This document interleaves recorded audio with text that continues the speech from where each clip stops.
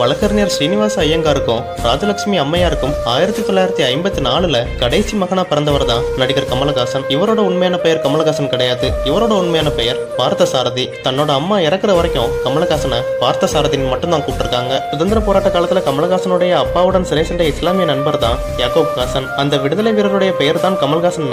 இவரோட அப்பாவால இந்த பெயர் சூட்டப்பட்டது. கமலஹாசன் தன்னோட சின்ன வயசுல தன்னோட தாயோட தோழி ஒருவரால ஏவிஎம் ஸ்டுடியோக்கு அழைத்து செல்லப்பட்டாரு. அங்கதான் மெய்யப்ப செட்டியாரின் கண்பட்டு பீம்சிங் இயக்குற களத்தூர் கண்ணம்மா படத்துல குழந்தை நட்சத்திரமா அறிமுகமானாரு. பரமக்குடி ஒன்றிய ஆரம்ப பள்ளியில தொடக்க கல்வி படிச்சு முடிச்ச அவரு சென்னை வந்ததுக்கு அப்புறமா திருவல்லிக்கேணி இந்து ஹைஸ்கூல்ல தான் படிச்சாரு. அதுக்கப்புறம் பட வாய்ப்புகள் நிறைய வர தொடங்கின உடனே பள்ளிக்கு போய் படிக்க நேரம் இல்லாம வீட்டுக்கே ஆசிரியர் வந்து பாடம் நடத்தினாங்களாம். இளமை பருவத்திலேயே சமஸ்கிருதம் பார்ப்பனியம் மீது ஆர்வம் இல்லாத கமலஹாசன் தன்னோட வீட்டுக்கு கிட்ட இருந்த சலூன் கடையில கூட வேலை செஞ்சிருக்காராம்.